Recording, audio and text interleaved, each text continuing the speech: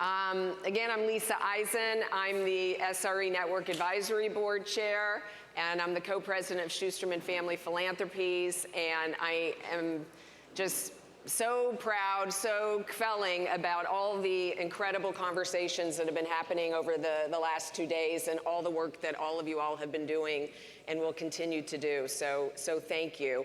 And I'm very excited about this conversation today. This is the right moment to be having this conversation about equity in the workplace, and these are the best panelists we could possibly have to help us think through these issues. So I just want to frame the moment a little bit, and I'll introduce our panelists, and we'll dive in. So as Rabbi Ruttenberg so poignantly described this morning, we are in that moment. We've reached that place, and it's a liminal, very tricky space where we have made a lot of progress, and there is so much more work that needs to be done. On a national scale, we have made significant strides in raising awareness of issues affecting gender equity in the workplace. A few examples. The Me Too movement focused attention on safety and respect across many industries. And we've had some legal victories, including most recently Congress passing laws banning NDAs in sexual harassment cases. There's now yes, we should applaud that victory. There is now a much broader cultural understanding of the importance of paid leave. And we have new policies that have been enacted in 13 states and DC. So that is great progress as well. And COVID has made clear how essential the care infrastructure is to a functioning society. And as the amazing leader Ai-jen Poo puts it, it's the work that makes all other work possible. And strengthening the care economy has now become a part of President Biden's agenda, which is quite amazing. In the Jewish community, SRE has been a leader in prioritizing and raising awareness and educating the Jewish community about issues of equity in the workplace. Other parts of our community have done amazing things. We've studied the gender gap in leadership across Jewish life through Leading Edge with support of SRE. We've launched the Gender Equity in Hiring Project. We stood up for reproductive equity with the help of NCJW. We've raised awareness of the need to diversify our leadership and advance racial equity. And we've diversified our boards, we've collected sector-wide salary data, and more. So we have made progress, and we don't want to lose our momentum. But we know there are strong countervailing forces working against us, and we know that we are in the midst of a culture war. So now is the time, as I said yesterday, to recommit, to re-energize ourselves, to adjust our spirits and our mindsets and our partnerships and our learning so that we can continue to stay strong for the long-term change effort that we all are part of. And one of the best ways to do that is to continue to educate ourselves. And that's what this gathering has been about, and that's what this session is about. We're going to keep broadening our understanding and our learning about the issues at hand and the role that we can each play in making change. At Schusterman, we are working to advance policies that build women's economic power. And that includes paid leave, pay equity, a strong care infrastructure, and more. And we also know that equal representation, safety, and autonomy over our bodies for women, for transgender and gender expansive people are core building blocks of economic power and of true equality. And I know how urgent and complex this work can be, and that is why I'm so glad to be joined by two amazing leaders, two of the top experts in this field, Fatima Goss Graves and Jocelyn Frye. Both are remarkable leaders who've been working for years to achieve tangible gains for women. And they'll be sharing their take on this moment that we're in and some practical things that we can do. So I'm going to give you brief introductions because their bios are in the app. Fatima Goss Graves is a nationally recognized leader in the fight for gender justice and an expert in law, policy, and culture change. She's president and CEO of the National Women's Law Center, president of National Women's Law Center Action Fund, and co-founder of the Time's Up Legal Defense Fund. Jocelyn Frye is president of the National Partnership for Women and Families, a policymaking and legal advocacy organization that strives to advance reproductive freedom, healthcare equity, and racial, gender, and economic justice for women who face the steepest barriers in our society.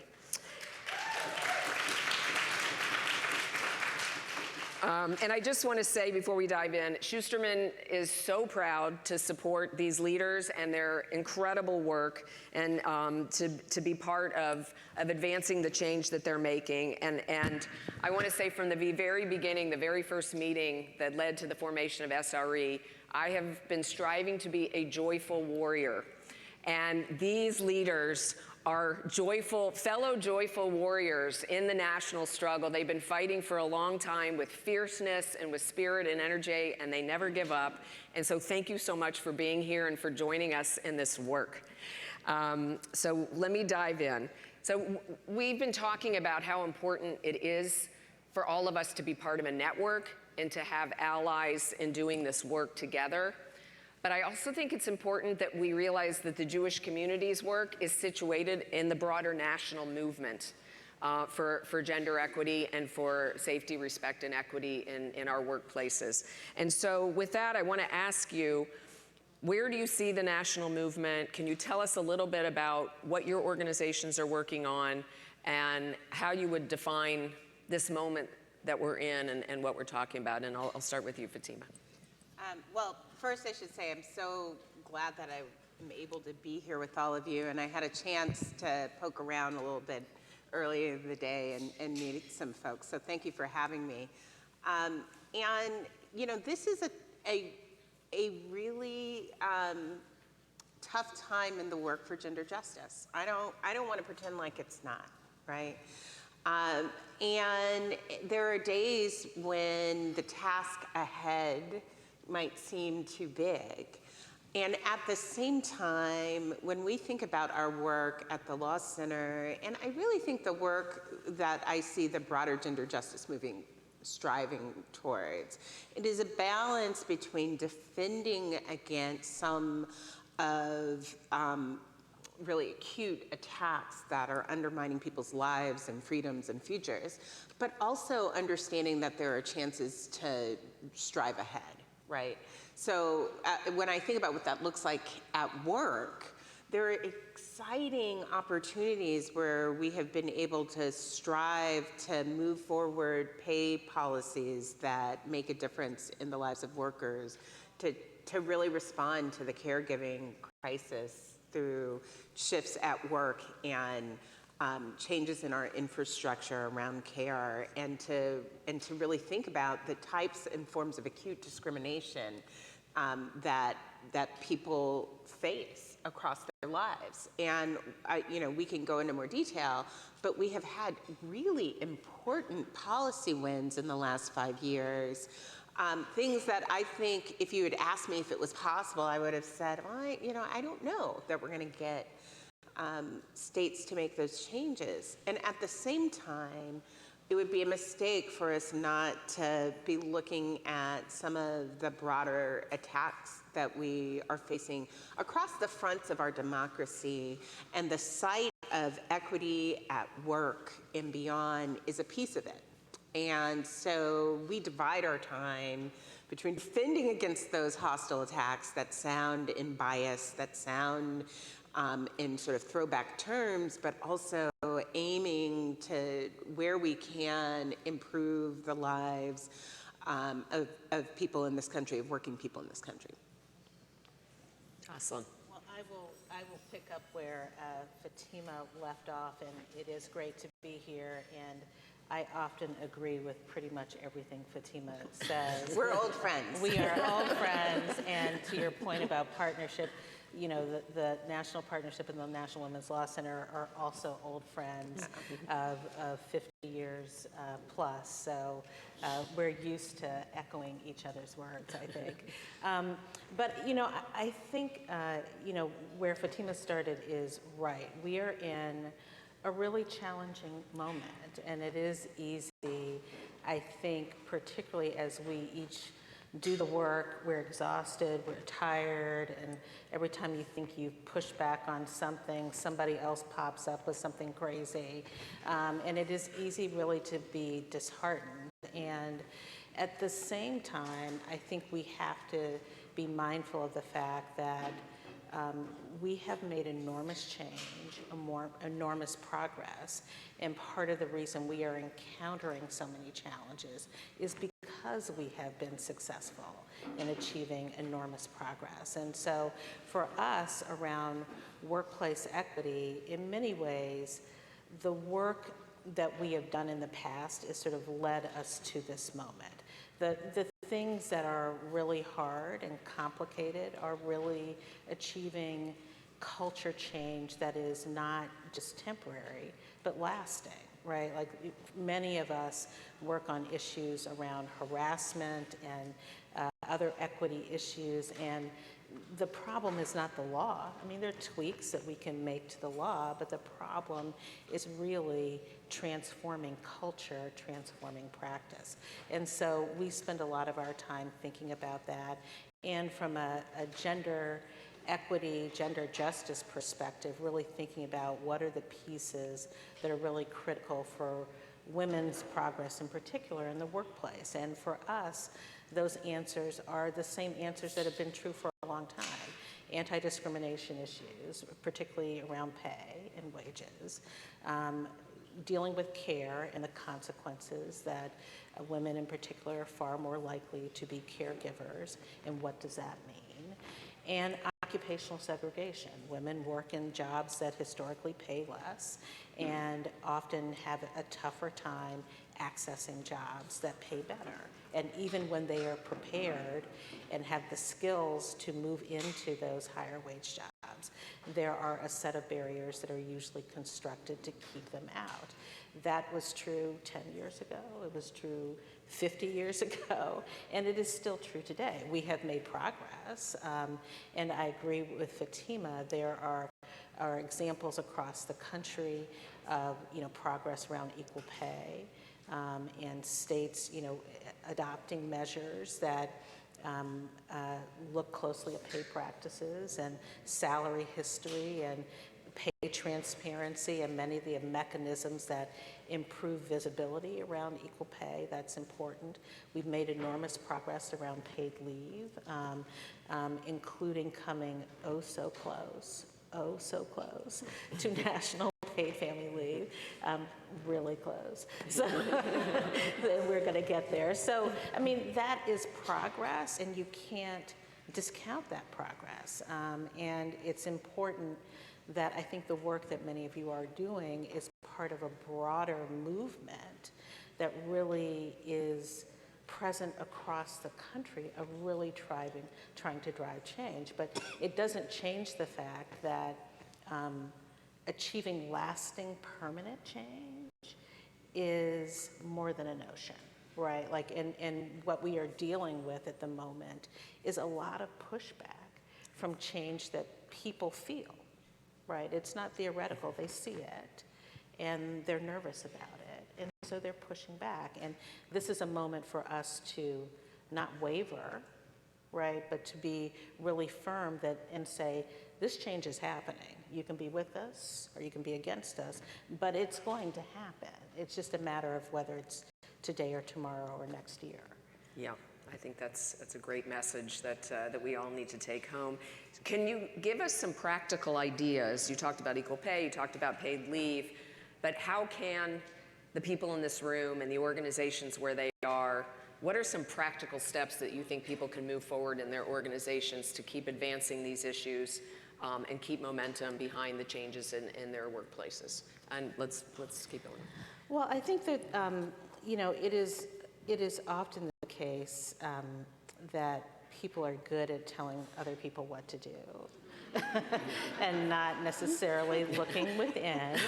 And I say that across all of our organizations. So I do think it is important to try to live our values as best we can. And if it's complicated to do that, then we have to appreciate why it's complicated for other people. So, whether around equal pay, I think transparency is important. It didn't used to be the case that we would all post our salaries or salary ranges. We try to do that for our job announcements.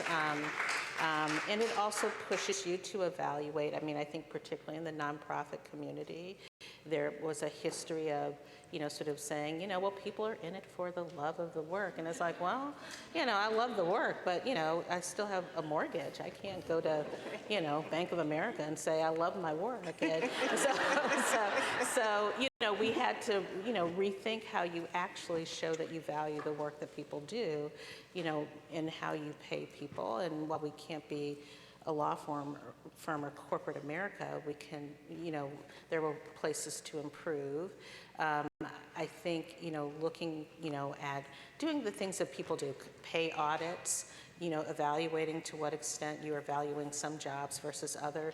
I know we looked internally at how we were paying policy staff versus folks who were on our functional teams, so things like that. I think, paid leave. Let me just say, not every nonprofit offered paid leave, but we're more than happy to fight for it. So making sure you actually have a policy that's consistent with what you advocate. Those are concrete things I think that people can do and suggest that other people do, so that you're actually not only, what is it they say, walking the walk and not just talking the talk. Yeah, thank you. Do you have some other ideas? Well, I think Jocelyn's list is absolutely right. I guess if I were to add a few additional things, I would say around things like workplace discrimination and harassment in general. 5 years ago, before Me Too went viral, if I had asked a room, how many of you have a workplace harassment policy, that question might have prompted people to write one. And now, lots of people have a policy, and probably the question is, do people know about it? Are they trained on it? Do they feel like it's real, right? And so some of it is having sharp and strong policies at work, and then some of it is that human piece of making teams believe that they're real and that you take it seriously, and that is a cultural shift. And then the last thing that, earlier, I had an opportunity to hear the first panel, and they said crisis births opportunity, which I thought was so spot on, and it also births a lot of lessons. And we learned a lot of lessons during this pandemic around how people can work, around how to support caregivers, around actually the role caregiving plays in the lives of women in particular. Our permanent call, no matter where we are with this pandemic, is not to forget those lessons and to build infrastructure so it is possible for people to do what they do, which is actually work and care. And that you're not having to be in a position where you see your work as a place that's totally against or not in support of your care lives. And so don't lose those lessons, actually continue to build on them. And if I could just have one more point, because I know there's probably some donors in the room. And what I would say is that it's gonna cost something for organizations to do that. For a long time, we sort of pretended like it didn't, right? It does, and if we actually understand that our people are our biggest asset and our biggest risk, we have to probably invest differently in the infrastructure for organizations to operate. Yeah.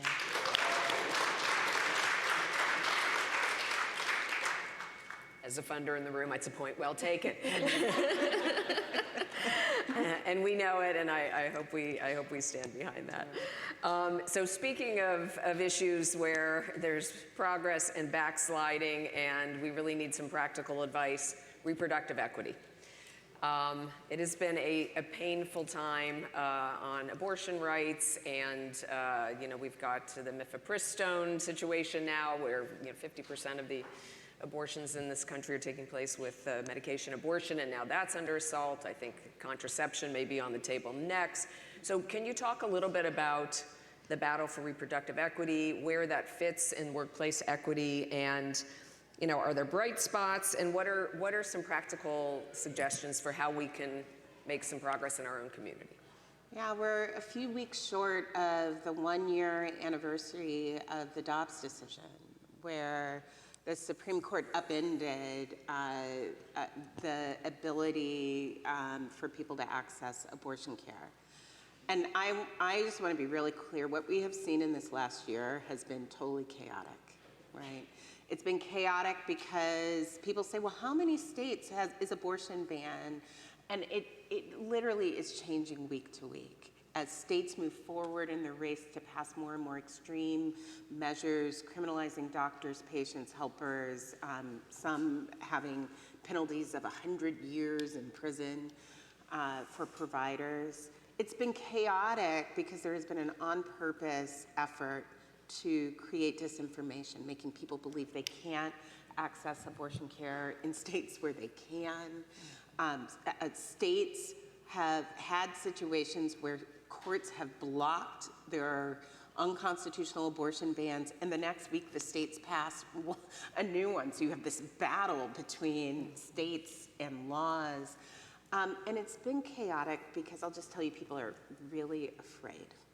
Patients are afraid, providers are afraid, and so this has been really tough work, and at the same time, I'm going to tell you a few things that are like giving me a lot of energy. The first is that the public is not only with us, they are more in support of abortion access. And that is true across party, it's true across region of the country, and it turns out people don't like politicians or bosses or people other than them controlling their bodies and taking away their freedoms. They don't like that. It's not popular. And I think we always knew that, but so we're seeing that pop up in ways that are really exciting. The second thing is there are so many people who have entered this fight, and many for the first time. We saw everything from child and infant organizations like 0 to 3, to the NAACP, to all of the national labor unions take extremely strong stances and dedicate themselves to being in this fight in support of abortion access and in support of reproductive freedom broadly. And that is huge because it doesn't matter, I guess, if there are more of us, if everyone pretends like they're not a part of this fight. People are all in. And then the last thing that I will say that's giving me a lot of energy these days is that people are showing up and raising their hands to get involved. They are telling their stories on their own or sometimes orchestrated. They are donating to abortion funds in their communities. They are supporting individuals who are finding themselves in harm's way. And the providers who have been so under attack, who are workers, right? Like, this is their job. Many of whom are in healthcare settings where they have been struggling for a long time with COVID and beyond. They are met with more support than I've ever seen and are fighting back. So I just want to name that it can be hard to mark this anniversary. But if there's any lesson we have learned in this last year is that you can't separate reproductive freedom from the ability for people to live lives that are full or economically secure. And I think we now understand that in a different way. Right. Well, and I'll really pick up on that point because I think that is why you have seen the breadth and depth and diversity of the support because, Justice Alito, very intentionally tried to promote a narrative that we know is not true, which is that somehow you could get rid of access to abortion and somehow not have any other effect, right? Like you could just pull it out, and he very intentionally, I'm not talking about this, I'm not talking about that, I'm just dealing with abortion. And then all the data and research that we know that connects the dots between access to abortion and the trajectory of a person's life in terms of their educational attainment, their economic standing, and so forth, he just refused to deal with, right? Like that's what that decision effectively says. But now we have spent a year sort of very clearly showing why that doesn't work and it's not true. And many of the people who have been pushing abortion bans are the same people who are pushing bans on, access to voting and LGBTQ hostility. They're the same people. And many of the communities that we partner with see those threats on the wall. So specifically around workplace, many employers understand that in order to have a productive workforce, they need to have a healthy workforce. It matters if their employees can't get the health care that they need. It matters if people are forced to carry pregnancies. Those things have economic consequences. So they're not solely health issues, they're economic issues, they're racial justice issues, they're labor issues, they're all of the above. And if I could just say one more thing, I have also been excited to see employers and all different types of employers speaking out on this issue for the first time as employers. Sort of saying, I understand that my workforce should be able to access the care that they need, dedicating reiterating their support for helping their employees do that, but also naming that it makes it hard to operate in a state where people are fundamentally told they're less equal, and that matters. And those voices, which feel unusual in the courtrooms and feel unusual in the political discourse, have become so important. Yeah, these are great points, and thanks to both of you and your organizations for really being warriors in these battles. And I know you're representing people in Texas who just tried to seek their health care and are being litigated against and criminalized. So just really appreciate the work that you're doing. I want to pick up on a point that you made about these are the same people who are fighting these battles, and I think those of us in the Jewish community, I think, know that the same people who are, perpetrating misogyny and racism and trying to take away people's right to autonomy and to vote are the same people who are perpetrating anti-Semitism. It's all part of this culture war that I referenced at the beginning, and I know it feels really personal for so many of us. So I wonder if you can just talk about the interconnectedness between these issues. A prior speaker said racial justice and gender justice are one and the same. How does all this tie together, and how do we keep our culture change efforts moving forward in the face of these folks who are really trying to prevent us from making this a country where everyone of all backgrounds can really fully thrive and contribute? I think what I'd say to people is that you have to understand when you're winning, right? And you have to recognize that even in moments of incredible distress and discomfort and all of this hostility, we are experiencing it because we're winning. And once you get that, it's I think it helps you to change the equation. And I do think that this group is perhaps uniquely suited to step back and think bigger about sort of the connections of all of these issues. Because whenever you talk about equity, I think the dirty secret is that not everybody likes equity, right? Some people actually like being able to enjoy benefits and privileges that other people don't have. And it really goes to the heart of whether or not we really believe the values we say we hold, and whether we really believe in all these things around love and care and mutual respect. And if you believe those things, then you're not threatened by equity, because you understand you still have a place in the world. But I think when people who maybe say they have values but really are living a different type of life, they see these threats all around them. So whether it's LGBTQ folks, whether it's women, whether it's people of color, all of this pushback is about control. It is about controlling other people and ensuring that we preserve a status quo that privileges a set of folks. And so I think it is really hard to be resilient and steadfast in those moments. But, for me, it is more the case that you keep doing what you're doing. Like, you keep doing it and you do more of it, because the resistance, the pushback is because we're really effective. We collectively are really effective. And the fact that we're working together, they're like, oh no, we thought we could just target this one thing and try to, the other thing of our opposition, as we know, is that they thrive on hate and fear.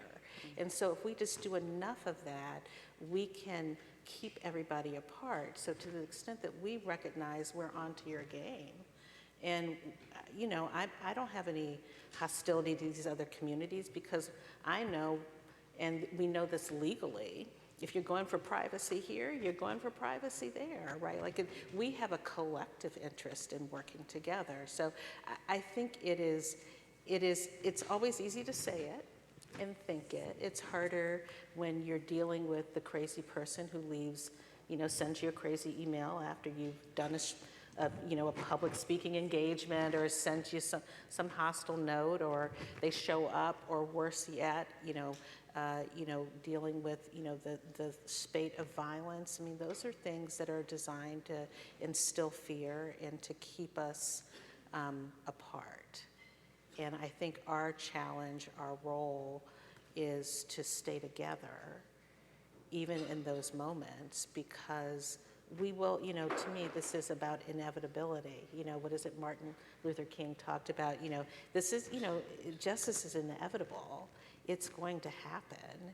And, you can either be with us or against us. But at the end of the day, we're also building community. That, for me, when I think of faith leaders in particular who I admire, it is in their ability in moments of severe distress to look at people who are their opponents and say, I want you with me, right? Like, Martin Luther King was able to do that. Reverend Barber did that recently. Nelson Mandela. Like, when you look at they are special people in part because they see a broad community of diverse people that they are trying to pull together. And so I think it is important for us not to play into the division, not to echo the division, but to recognize that, when we are connected, we're going to be successful. Thank you. That's a beautiful message. And I want to give you a chance to answer, but I also want to ask you, as you answer, if you can also just give us some practical advice about how we can be better in responding in an intersectional way in our workplaces, with women of color, with queer people, et cetera. Many people have multiple identities that they're carrying, and we want to make sure that we know that because of the multiple identities, there's more oppression. And so how can we be sensitive and lifting up the dignity of everybody in a practical way? The only thing that I would add to the really good points Jocelyn just made is that we're also sort of in a cultural battle right now about who we want to be in the future. What sort of country, do we want to be a country that is free or not? And some of what we are seeing, if you position it in a global context, we're not the first country to have had an on-purpose strategy where you first make it hard for people to participate in the democracy, harder to vote, harder to participate in other ways, to have a minority gain outsized power, and to use that power in the earliest days to marginalize people, to control their bodies, lives, and futures, right? So we're seeing actually a very familiar pattern here, and we're also seeing it in other parts of the world.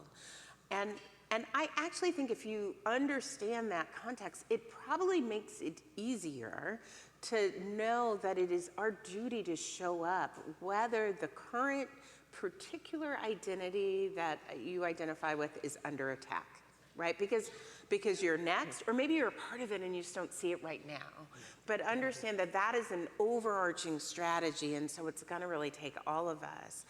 And when I think about what that looks like for individuals at work, for individual workplaces, I had one employer say to me, I feel like I'm spending a lot of time writing my staff about what we're experiencing in the world. Almost every day there is a thing that is so outrageous that I feel like I need to talk to my staff about it. And what I said was, I'm sure that's hard, but also imagine how your staff is experiencing this time. And the worst thing is for us to feel like we're isolated, like we are alone, like people on your team are not seen and by themselves. When during Pride Month, there are literal violent protests at Pride celebrations. It can't just be the LGBTQ community that stands up and says that's not okay. It is all of our jobs right now. And so if and when we can connect it in the smallest way, right? So you might feel like, why am I talking to my staff about this? I feel like I'm always talking to my staff. I feel like you probably can't talk to your staff enough. Or if you're feeling like, why are the community partners are putting it on the agenda? Keep it on the agenda, across issue, and keep the people who are having these experiences at the center of your policy work and the change you're trying to make in the world. Thank you. That's wonderful. Okay, so just in wrapping, this is a group of leaders and champions and people who care about gender equity and equity more broadly in the workplace and in the Jewish community. And I'm hoping in 1 minute or less what is the message you want to leave for this group? What are the takeaways that you want us to go home with? I guess my message is to stay in motion. There are times when you feel like maybe the progress that you are making isn't fast enough, isn't strong enough. The worst thing that you could do is to stop. Sometimes it's hard for us to see small changes and what they add up to in real time, but it is wonderful to be able to look back over the course of 5 years and say 20 states have changed their laws, or over the course of 10 years to say the culture of this workplace is dramatically different than it was 10 years ago. So stay in motion even when you feel like you're not sure if the progress you're making is enough. You're moving. I think I would say stay the course, particularly on your commitment to equity. I think we have a habit in this country of thinking about equity as simply a race issue or just, the women's stuff. And it's really, it is those things, but it's more than that. And I think bringing your perspective and your commitment to that is really important. I would also say, and I said this to Lisa as I'm a deacon in my church, a Baptist church.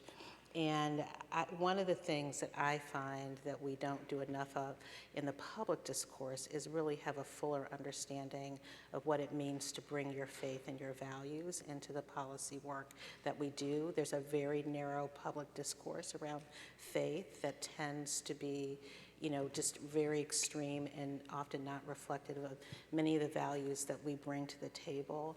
And, for me, when I bring the faith perspective, the work around care, around fairness, around treating people with individual dignity and respect are very much rooted in faith traditions and are places where we find strength and not weakness, right? Like it's a strength to talk about care. It's a strength to talk about love. And I find that in the public discourse, we often dismiss the value of that. And I think that there is power in collective voices talking about how you really live your values and what that really looks like and why you invest in a care economy, because that is actually our strength and what we are fighting for. So I encourage you to definitely stay the course, but also to be vocal in why the work that you do, the work that you support is very much at the heart of the values, how we really live our values. Thank you both so much for your